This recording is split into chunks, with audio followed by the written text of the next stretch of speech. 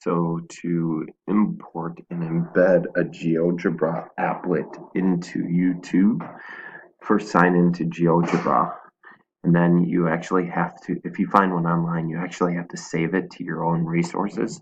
Once you do that, go navigate to your own resources, down here, navigate to your own resources, go to the actual resource. You'll need to edit the activity.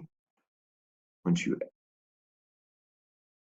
edit the activity, it needs to be, the visibility needs to be noted as public, and then share, and then link, and then this button, and then copy it, and then take it and paste it, and it should pop up as an embedded GeoGebra applet in OneNote. When you hit refresh, it should show up.